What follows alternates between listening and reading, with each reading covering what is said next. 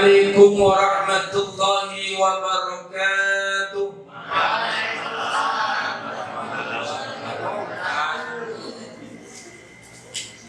Innal hamdalillah nahmaduhu wa nasta'inuhu wa nastaghfiruh wa na'udzu billahi min shururi anfusina wa min sayyiati a'malina. من يهده الله فلا مضل له ومن يضلل فلا هادي له أشهد أن لا إله إلا الله وحده لا شريك له وأشهد أن محمدا عبده ورسوله لا نبي بعده يا أيها الذين آمنوا اتقوا الله حق تقاته ولا تموتن إلا وأنتم مسلمون يا أيها الناس اتقوا ربكم الذي خلقكم من نفس واحدة وخلق منها زوجها وبث منهما الرجال كثيرا والنساء واتقوا الله الذي تساءلون به والأرحام إن الله كان عليكم رقيبا يا أيها الذين آمنوا اتقوا الله وقولوا قولا سديدا يصلح لكم أعمالكم ويغفر لكم ذنوبكم ومن يطع الله والرسول فقد فاز فوزا عظيما أما بعد اللهم صل وسلم وبارك على نبينا محمد وعلى آله وأصحابه ومن تبعهم بإحسان إلى يوم الدين.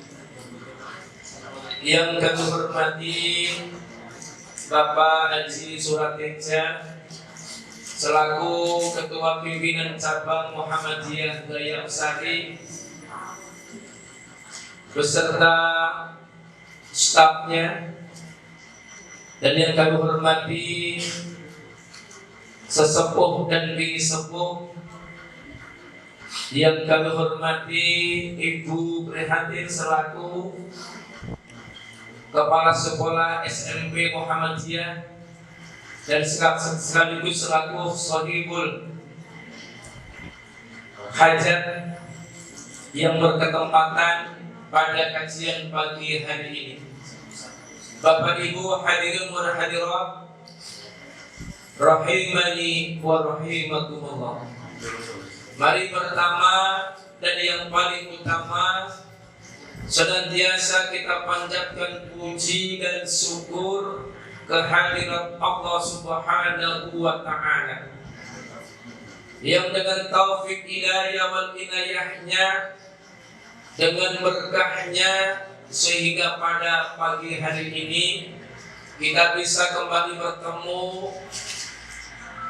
bermuajahah di tempat yang mulia ini, di dalam majelis ilmu yang insya Allah penuh dengan keberkahan. Salawat dan salam semoga senantiasa terlimpahkan kepada junjungan kita Nabi Muhammad sallallahu alaihi wasallam beserta keluarganya, para sahabatnya, dan semua para pengikutnya yang senantiasa konsisten dengan as-sunnah sampai nafas yang terakhir. Semoga diri kita, keluarga kita termasuk di dalamnya, amin. Bapak Ibu yang dirahmati Allah serta anak-anakku yang tercinta, betul tadi yang disampaikan Bapak Haji Mukhlis bahwa pengajian hari ini pengajian yang menggembirakan, karena berngaji cair. Itulah kehidupan ada saatnya belum cair, ada saatnya cair. Ada saatnya ada ujian nikmat, ada saatnya ada ujian musibah. Seperti tadi saya mau berangkat ada musibah kecil. Gawa sapu iki percaya. Sapu siji tok sisa. Akhirnya kalau makan udah sabuan bismillah mikir-mikir motor. Naik motor is nasib. Asli iki kok sabuan iki lho. Itulah resiko sapu siji tok. Mula nek ibu cuci siji tok ya resiko. Pani juga. Pangapuntenipun, ini materinya dengan sedekah supaya hidup menjadi berkah. Ini karena saya kaitkan dengan pembelian tanah di depan di area sekolah ini ya. Dan insya Allah kita sedang giat-giatnya mengumpulkan infak sedekah untuk angsuran tiap bulan di dalam pembelian tanah tersebut. Bahkan insya Allah ya, kami juga akan melakukan menginfakkan lintas PCM. Nah, tapi sebelum masuk materi itu, saya ingin sedikit menyinggung tentang penutupan akhir tahun, muhasabah di akhir tahun. Sebab ini detik-detik akhir akan berlalunya tahun 2023 Masehi. Nah, banyak doa-doa yang berseliweran di medsos tentang doa akhir tahun atau doa awal tahun. Tetapi kebanyakan doa itu tidak sahih, tidak kuat, tidak merujuk kepada apa yang diajarkan Rasulullah Muhammad sallallahu alaihi wasallam. Maka saya ingin mengajak kita semua sebelum kajian dimulai ini berdoa bersama-sama, doa awal bulan atau awal tahun ya. Yang ini bisa diamalkan di awal bulan, di akhir bulan untuk menyongsong datangnya bulan yang baru yang sudah barang tentu nanti kita akan menyongsong bulan Januari awal 2024. Ini kalau menurut penelitian Ustadz Ali Hidayah, ini salah satu doa, satu-satunya doa yang sahih di dalam menyambut awal bulan atau awal tahun. Karena beliau itu ketika mengamalkan sesuatu hadis ya, selalu diteliti dulu ya, tidak asal menyampaikan. Monggo kita bersama-sama ya untuk membaca doa yang sudah diajarkan Rasulullah sallallahu alaihi wasallam. Monggo diikuti. Bismillahirrahmanirrahim. Allahumma ahlilhu alaina bil yumni wal imani wassalamati wal islami Rabbi wa rabbukallah. Ya Allah, tampakkanlah bulan itu kepada kami dengan membawa keberkahan dan keimanan, keselamatan dan Islam, Rabbku dan Rabbmu, wahai bulan sabit adalah Allah Subhanahu wa ta'ala. Bapak Ibu yang dirahmati Allah Subhanahu wa ta'ala, di dalam doa ini kita memohon supaya kita diberikan keberkahan dalam iman kita, diberikan keselamatan dan agama kita yang agama Islam. Doanya ringkas tapi mencakup semua kebutuhan. Kan kita butuh keberkahan, butuh keselamatan, terlebih keselamatan iman dan Islam kita. Nah, di dalam kita bermuhasabah di akhir tahun memasuki tahun baru ini, yang inti yang perlu kita pahami dulu supaya mampu menghasilkan muhasabah yang terbaik, mari kita perhatikan firman Allah di dalam surah Ad-Dariyat ayat 56. Di dalam surah Ad-Dariyat ayat 56 Allah tegaskan, wa ma khalaqatul jinna wal insa illa liya'budun, dan tidak aku ciptakan jin dan manusia kecuali untuk beribadah kepadaku. Ayat ini mendorong bahwa segala sesuatu di dalam kehidupan kita hendaknya diniati dengan ibadah. Ibadah itu tujuannya akhirat. Maka kita hadir di sini, kita niati ibadah. Ibu-ibu membikinkan minuman suami diniati ibadah. Ojo gawe wedang nek tanggal nomprok, tanggal tua perengat-perengut. Sebab jujur bapak-bapak ini banyak yang tergolimi. Jadi masa kecil sering ditukari konconi, sering diamuk mbokni. Wis gede kerja ning kantor kerep diseneni bosi. Balik omah diamuk bojone. Akhirnya stres, seteruk. Loh, ini survei membuktikan banyak laki-laki yang setruk daripada perempuan ini.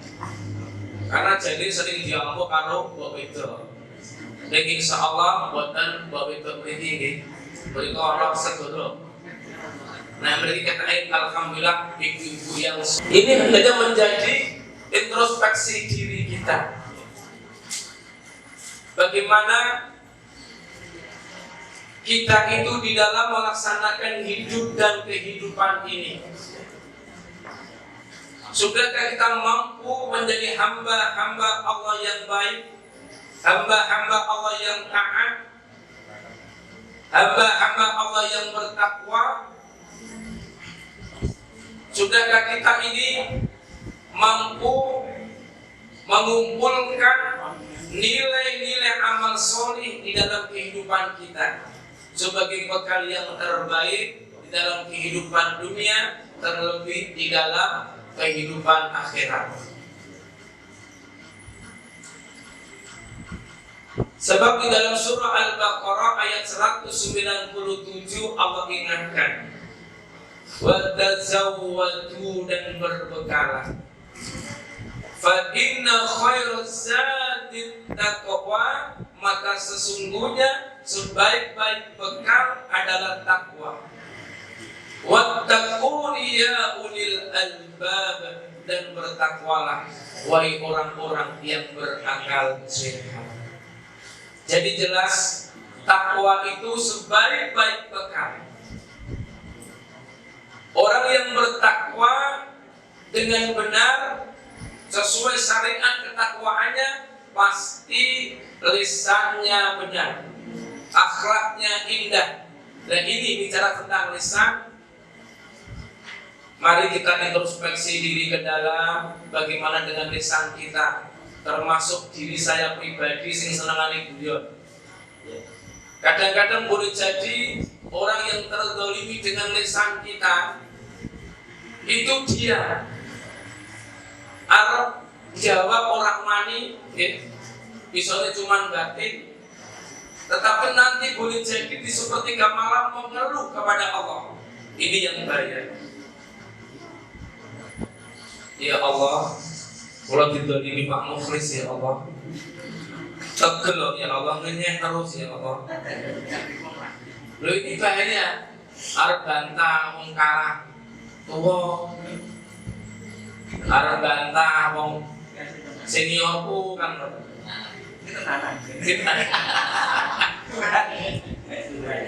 Jangan hati-hati kamu. Sebab kalau saya kadang-kadang kita tanpa sengaja membuli teman kita. Jadi konco lemu ngundangi lak jenenge ya. Ngundangi nak dipindut ngentok. Dia boleh jadi tidak nyaman, cuma arep ngomong ora wani. Duwe konco bojone gedhek niku ngundangi nak gedhek. Ini hati-hati. Karena orang-orang yang beruntung disampaikan oleh Allah dalam firman-Nya di dalam surah Al-Mu'minun maaf, ayat yang ketiga. Jadi ayat yang pertama, qad aflahal mu'minun, beruntunglah orang-orang yang beriman. Alladzina hum fi salatihim khashi'un, yakni orang-orang yang khusyuk di dalam salatnya. Walladzina hum 'anil lagwi mu'ridun, dan orang-orang yang menjaga lisannya dan menghindarkan dari sesuatu hal yang tidak berguna. Jadi orang yang beruntung bukan orang yang mobilnya bagus, rumahnya mewah, itu penting ya, tapi belum tentu beruntung kalau dia tidak melaksanakan sholat. Terlebih kalau sholatnya sekedar sholat gugur kewajiban.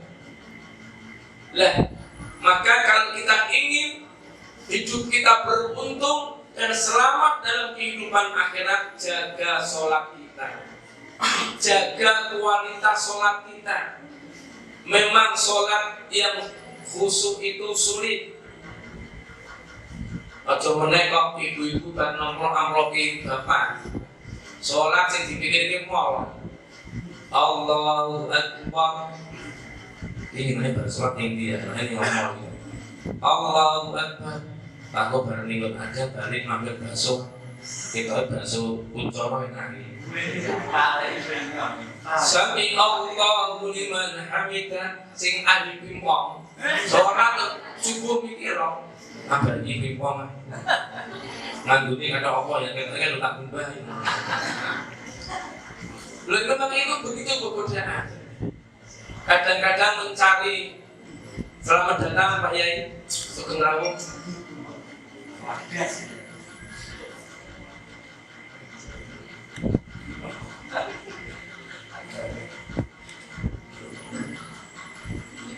Ya memang itu salah satu godaan ketika kita sedang sholat. Mau boleh kontak orang ketemu mangga sholat kelingan. Boleh dompet mumet orang ketemu, mangga sujud ketemu.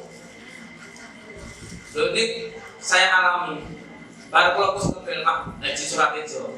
Kalau pas sholat sujud tuh kelingan kowe dia ya. Enak iso. Menggalang infak di tas TCM enak gitu. Lo S2 kelingan iki pas sholat kok. Terus bapak mau ngebel Pak sholat itu. Izin Pak kasih bagaimana kata nanti begini. Dan saya langsung nelpon pimpinan cabang Pedungan dipersilakan. Nah, Bapak Ibu yang dirahmati Allah Subhanahu wa taala, maka minimal di dalam kita melaksanakan berkeinginan melaksanakan sholat khusyuk ketika setiap takbir Allahu Akbar, terjemahkan dalam hati Allah yang maha besar. Kan banyak ketika awal dengan takbir, ketika rukuk takbir, mau sujud takbir, mau duduk dari sujud juga takbir. Selalu kita iringi dengan menerjemahkan hati dalam hati bahwa Allah dan Yang Maha Besar. Nah, ketika pikiran kita melayang-layang, kados panjenengan sholat kelingan dompet, disadarkan diri sendiri bahwa kita sedang sholat. Jangan diikuti. Kayak mau sholat kelingan yang mau kok diikuti kan diri. segera diputus, sadarkan diri bahwa kita sedang sholat. Bapak Ibu yang dirahmati Allah Subhanahu wa Ta'ala, berkaitan dengan muhasabah diri, ada di dalam surah Al-Anbiya ayat yang pertama yang patut menjadi renungan buat kita semua, bahwa Allah ingatkan kita dengan firman-Nya, iqtaraban linnasi hisabuhum, telah dekat kepada manusia hisab mereka, perhitungan amal mereka, wa hum fi ghaflatin mu'ridun, tetapi kebanyakan mereka lalai dan berpaling.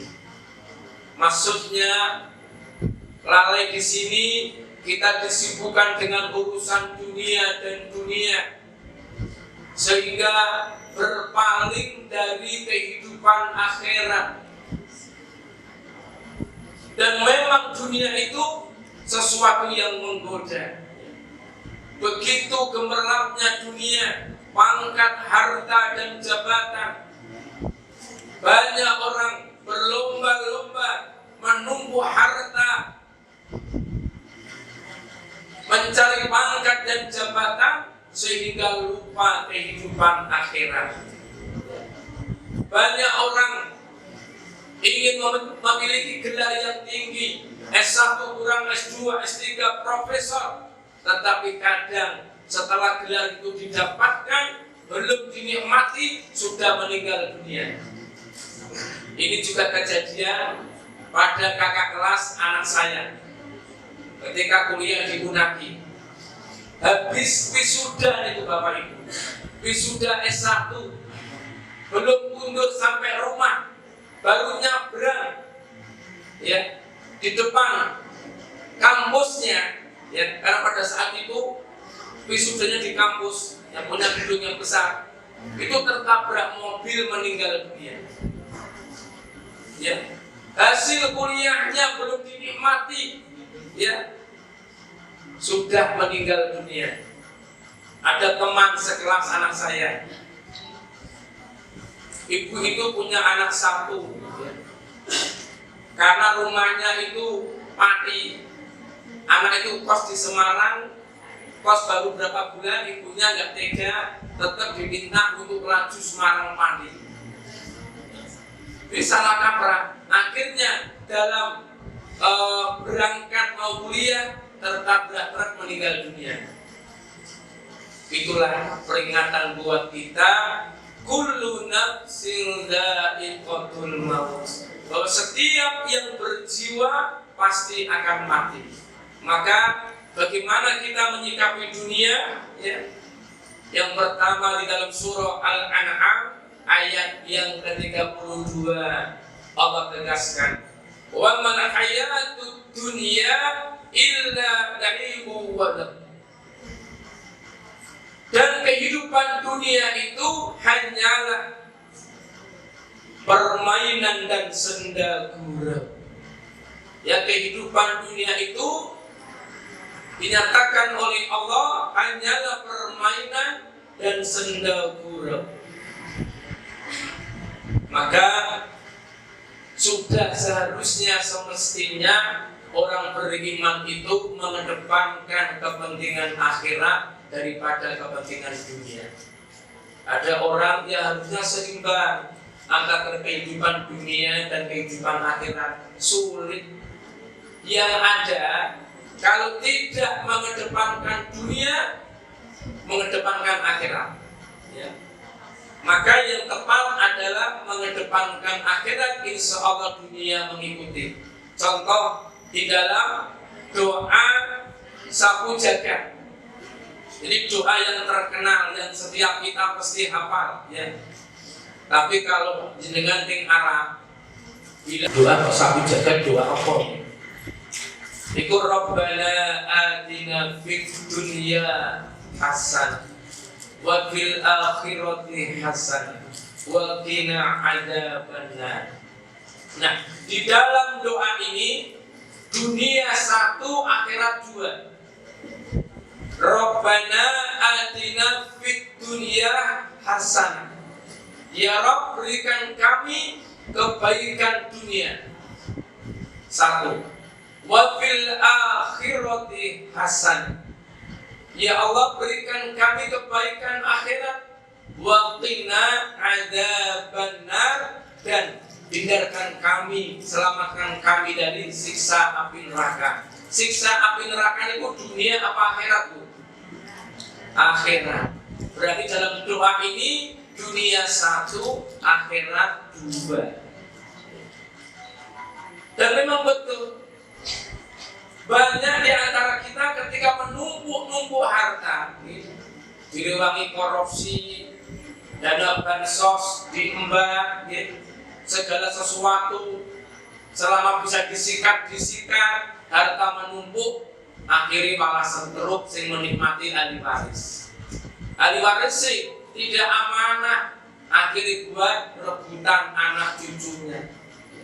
Tidak sedikit harta yang ditinggalkan tidak manfaat di akhirat, tapi justru menjadikan malapetaka, rebutan warisan, akhirnya anak-anak pedot sedulurannya. Nah, di dalam sebuah firman Allah di dalam surah Al-Qasas, Allah juga ingatkan kepada kita, ya.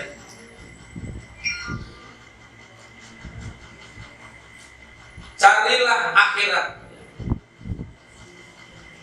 Carilah pahala negeri akhirat dengan apa yang telah dianugerahkan Allah kepadamu, tetapi janganlah kamu lupakan bagianmu di dunia. Yang pertama, Allah suruh kita mencari pahala akhirat. Dunia hanya sebagian, maka tuntutan zakat mal pun 2,5%, ya. Tidak sepertiga atau setengahnya. Tapi kalau mau lebih dari 2,5% juga lebih baik. Tapi tuntutannya sebagian. Agar apa? Agar dunia ini juga mampu kita manfaatkan. Tapi muslim yang cerdas hendaknya menjadikan dunia itu sebagai ladang untuk bercocok tanam, yang hasilnya nanti kita nikmati di dalam kehidupan akhirat. Bapak Ibu yang dirahmati Allah Subhanahu wa Ta'ala, itu sekedar prolog pengantar buat kita introspeksi di akhir tahun sebagai penghantar materi inti tentang keberkahan hidup di dalam berinfak. Maka sekali lagi, muhasabah diri yang terbaik di dalam akhir tahun tidak lain menghasilkan insan-insan yang bertaubat. Maka mari kita taubatan nasuha dengan niat sesegera mungkin, hanya karena Allah. Niat taubatan nasuha yakni menghindarkan, menjauhi semua bentuk kemaksiatan menuju ketaatan kepada Allah Subhanahu wa Ta'ala. Termasuk muhasabah akhir tahun, biasanya malam tahun baru itu banyak yang berkumpul-kumpul, ya. Bergadang di atas jam 12 malam, akhirnya subuhi kelewatan. Itu kerugian yang sangat besar, ya. Maka sebagai orang muslim, ketika ada dua pendapat, ya, pendapat yang mengharamkan merayakan malam tahun baru dan pendapat yang menghalalkan, hendaknya kita mengambil pendapat yang mengharamkan. Itu jauh lebih selamat, ya. Sebab kita ini kan para pelaku yang dulu sering merayakan tahun baru, termasuk saya. Saya itu dulu kalau tahun baru mesti memakai trompet anaknya, balon anaknya mesti nih, ya. Karo mangan-mangan yang jago, ya. Saiki udah wis sadar, sak mulai numpak mukhlis gitu. ngerti ilmu ini, ya dideki. Kalau anak-anak ngomong, "Yui bapak tapi lain lah." Apa-apa itu, pakaian yang cilik-cilik rapat kan gitu. Loh, kita sebagai suami, pimpinan rumah tangga itu kelak akan dimintai pertanggungjawaban di hadapan Allah atas apa yang kita pimpin. Kalau malam tahun baru anak-anak ngejak makan-makan walaupun di rumah, saya nggak boleh. Niatmu apa? Niatmu malam tahun baru nggak boleh. Niat maaf besok. Karena apa yang dinas dihukumi dalam perilaku kita itu niat, tujuan. Tujuannya apa? Ini kan malam tahun baru, ini satu tujuan yang itu yang nggak boleh. Ya. Kalau saya mengambil pendapat yang tidak boleh, ya, meskipun apa dilakoni. Ya. Bapak Ibu yang dirahmati Allah Subhanahu Wa Taala, berkaitan dengan infak yang membawa keberkahan di dalam kehidupan kita. Yang pertama di dalam surah Sabah ayat yang ke-39, Allah ingatkan, "Fahuwa yukhlifu wa ma anfaqtum min syai'in fahuwa yukhlifu." Allah berfirman bahwa barang siapa yang menginfakkan hartanya di jalan Allah Ta'ala, pasti Allah akan menggantinya. Jadi Allah tegaskan dalam ayat ini, barang siapa apa saja yang kamu infakkan, Allah akan menggantinya. Wa huwa khairur raziqin, dan Allah pemberi rezeki yang sebaik-baiknya. Jadi di dalam ayat ini Allah berjanji apa saja yang akan kamu infakkan, Allah pasti akan menggantinya. Janji yang Allah dan memberi rezeki yang terbaik. Jadi tatkala kita infak, kita sedekah, kita sedekah, jangan khawatir tidak mendapatkan ganti. Pasti akan diganti oleh Allah. Kalaupun tidak diganti dengan finansial, akan diganti dengan keberkahan. Keberkahan itu maknanya bertambah. Keberkahan itu bisa bertambah ketenangan hati, ketenangan jiwa, ketenangan pikiran, bertambah rasa senang kita, rasa ayam kita. Itu namanya keberkahan. Rezeki yang berkah, rezeki yang bisa membawa ketenangan di dalam hidup. Sithik tapi berkah. Dan ini yang perlu kita yakini bersama, bahwa apa yang kita infakkan di jalan Allah, pasti Allah akan menggantinya. Dan ini yang menjadi penyakit kita, itu kurangnya yakin dengan janji-janji Allah Subhanahu Wa Ta'ala. Dengan infak sedekah, ya, maaf, infak dan sedekah itu beda tipis. Kalau infak itu bentuknya selalu finansial. Kalau sedekah atau sedekah, segala bentuk kebaikan, tidak harus berupa harta. Panjenengan senyum dengan tetangga itu sedekah. Anak kotak infak lewat, senyum dong. Ya sedekah tapi kebangetan. Masa infak lewat busuk ini. Infaknya ra mungkin kotak ini kan. Mada anak infak tekan bagi beda beliau. Jebatan beliau ke kotak infak. Modal istighfar, astagfirullah.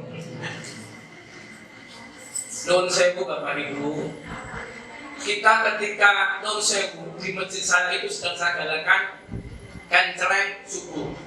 Ya.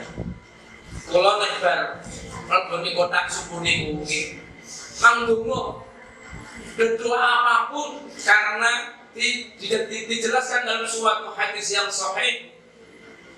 Di setiap hari, di pagi hari kita, tidak akan pernah tidak kecuali ada dua malaikat yang berdoa. Malaikat yang pertama berdoa, ya Rabb, gantikan dari harta hambamu yang berinfak. Doa malaikat yang kedua, ya Rabb, hancurkan, binasakan harta hambamu yang tertahan. Artinya hamba-hamba yang pelit, medit, menahan hartanya dari infak, sedekah, mendapatkan doa malaikat supaya dihancurkan oleh Allah. Lah monggo kita pilih mana? Pilih doa malaikat yang memohonkan kepada Allah supaya harta kita diberkahi, harta kita diganti oleh Allah atas apa yang kita infakkan, atau sebaliknya ingin didoakan kehancuran oleh malaikat. Maka boleh ketika panjenengan tadi habis ngisi infak, doa kepada Allah, ya Allah, berkahi infak hamba di pagi hari ini. Ya Allah, berkahi infak hamba, ya Rabb. Panjenengan duwe anak wis umur duwe bojo, doakan sekalian. Ya Allah, jadikan keberkahan infak hamba ini menjadi mendekat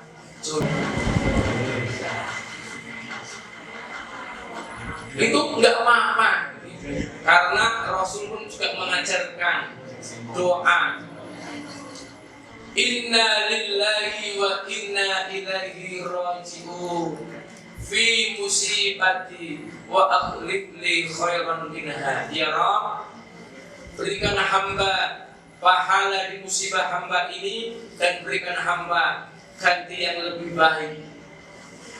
Ini doa yang diajarkan Rasulullah kepada Ummu Salamah. Dan ketika suaminya Ummu Salamah meninggal, beliau mendalamkan doa ini. Tidak lama akhirnya diperistri oleh Rasulullah SAW.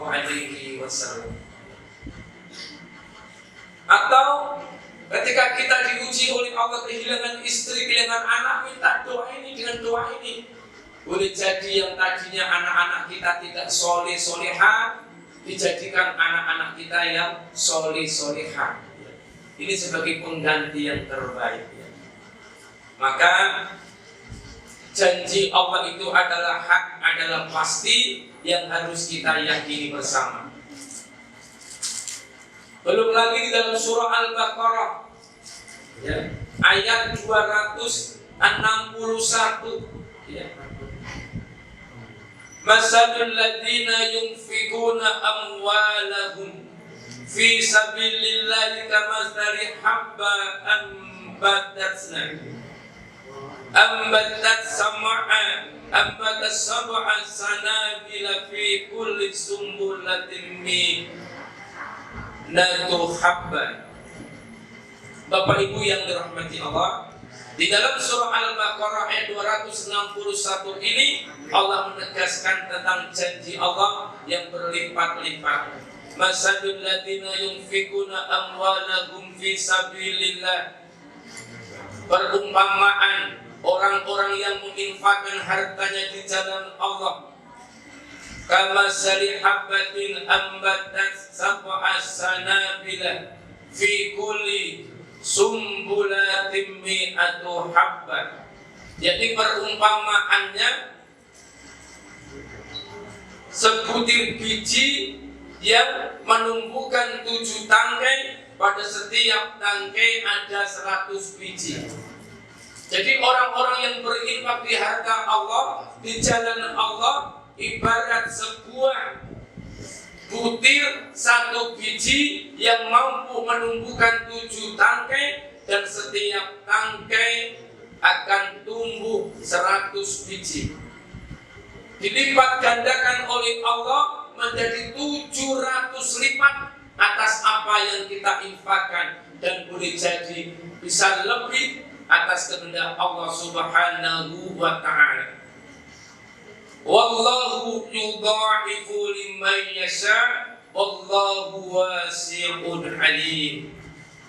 Yakni Allah melipat gandakan bagi siapa yang Dia kehendaki, dan Allah Maha luas lagi Maha mengetahui. Ini janji Allah di dalam surah Al-Baqarah ayat 261.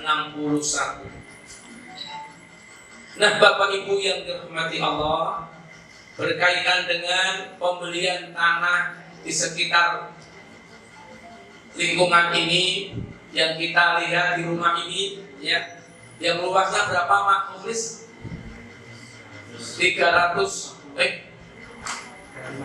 355-an, sekitar 355 dengan harga 1 M, 1,5 M ya Pak Mukhlis, 1,5 M, dan kita mengangsur selama 5 tahun,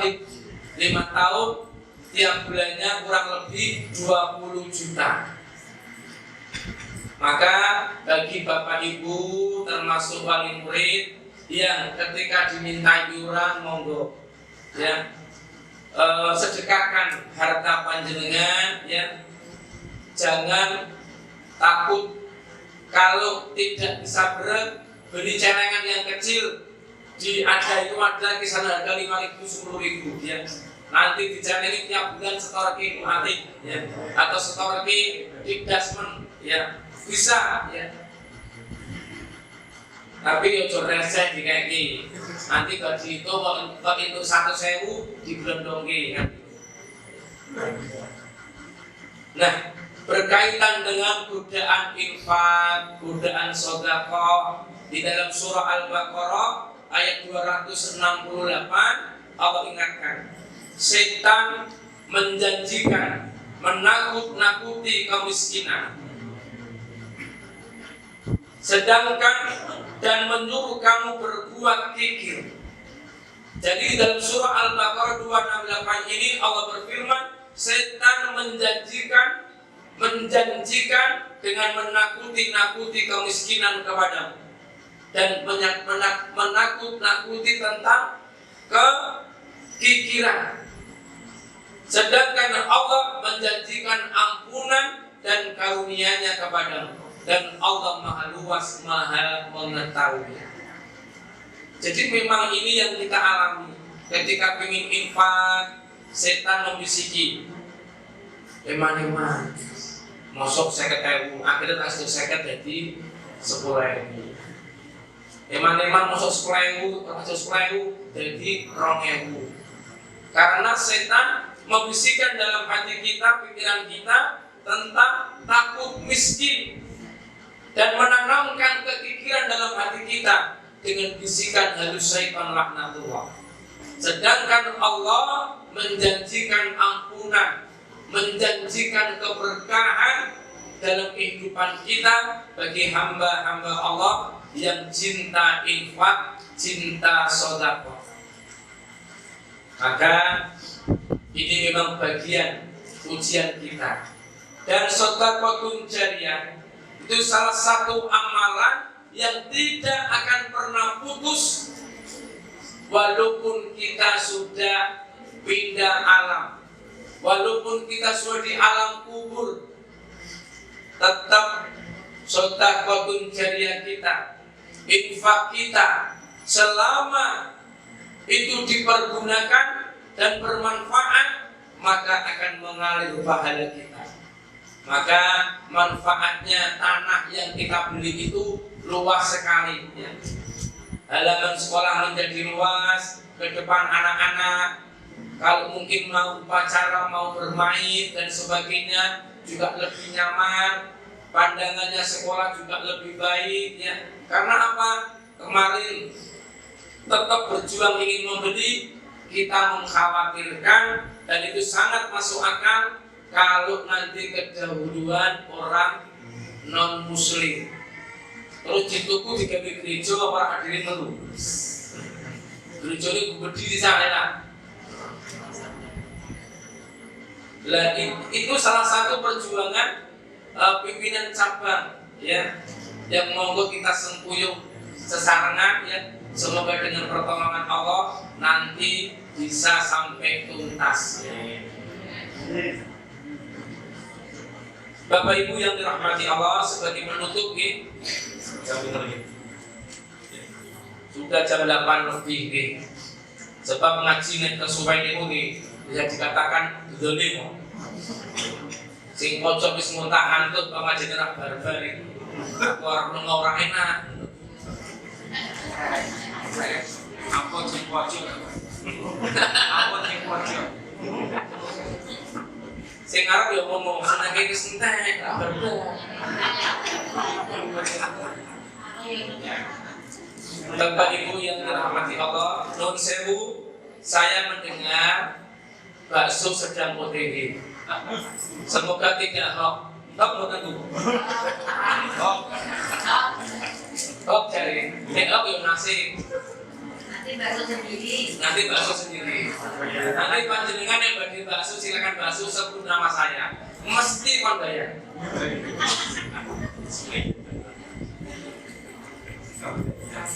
Nah, di dalam surah Al-Munafikun sebagai penutup juga sebagai renungan kita. Di dalam surah Al-Munafikun ayat yang ke-10 Allah tegaskan, wa anfiqu mimma razaqnakum min qabli an ya'tiya ahadakumul maut. Dan infakkanlah sebagian dari apa yang telah kami berikan kepadamu sebelum kematian datang kepadamu. Ayat ini tegas, Allah perintahkan dan infakkanlah sebagian harta yang telah kami berikan kepadamu sebelum kematian datang kepadamu. Artinya sebelum kita itu didatangi malaikat maut, masih punya kesempatan untuk infak, mari kita berinfak sebelum datang kematian. Nah, tatkala nanti sakaratul maut tiba, tatkala nanti kematian itu tiba, tatkala nanti roh itu mau diambil oleh malaikat maut dari jasad kita, fayyakul, orang yang mau sakaratul maut itu, yang sedang menghadapi sakaratul maut itu, memohon kepada Allah Ta'ala, Rabbi lau akhartani, Rabbi laula akhartani ila ajalin qarib. Ya Rabb, andaikan kau mau menunda kematianku barang sejenak, wa akum minas solih, fa asaddaqa wa akum minas solihin, maka aku akan bersedekah agar aku tidak tergolong orang-orang yang rugi. Jadi kalau manusia itu ketika menghadapi sakaratul maut, yang mana dalam hidupnya dia pelit, medit, meditil, apa namanya? Bakhil, koreken, ya, dia akan menyesal. Di saat-saat sakaratul mautnya dia bermohon kepada Allah Ta'ala, Rabbi laula akhartani illa ajalin qarib. Ya Rabb, andaikan engkau mau menunda kematianku barang sesaat, fa asaddaqa minas solihin, fa asaddaqa wa akum minas solihin, saya akan bersedekah agar saya tidak tergolong orang-orang yang rugi. Kenapa? Bukan sholat yang diminta, karena salah satu pahala yang dilipat gandakan tidak terhingga adalah infak, sebagaimana dalam ayat 261 tadi. Bagikan satu biji, setiap biji mengembangkan 7 tangkai, dari setiap tangkai berkembang menjadi 700 biji, dan Allah bisa melipat gandakan lebih dari itu. Tetapi apa jawaban Allah Ta'ala terhadap doa kita itu? Wala yu'akhirullah nafsan idza ja'a ajaluha. Dan Allah tidak akan menunda kematian seseorang apabila waktu kematiannya telah datang. Jadi permohonan kita tatkala sakaratul maut, yang mana pintu taubat sudah tertutup, tidak akan ada gunanya. Menyesal seperti apapun, ingin kembali hidup walaupun sebentar, tidak diizinkan oleh Allah, karena pintu taubat sudah tertutup dan ajal sudah datang. Maka sebelum hal itu datang, mari kita berlomba-lomba fastabiqul khairat untuk infak dan sedekah sebagai bekal yang terbaik, invest yang terbaik buat kehidupan dunia, terlebih kehidupan akhirat. Karena sedekah juga menjadi salah satu tolak bala dalam kehidupan kita. Sedekah menjadi tolak bala dalam kehidupan kita. Boleh jadi dengan infak yang kita keluarkan, jatai Arab loro jadi orang loro, jatai Arab terjadi musibah, tidak terjadi musibah karena infak sedekah kita.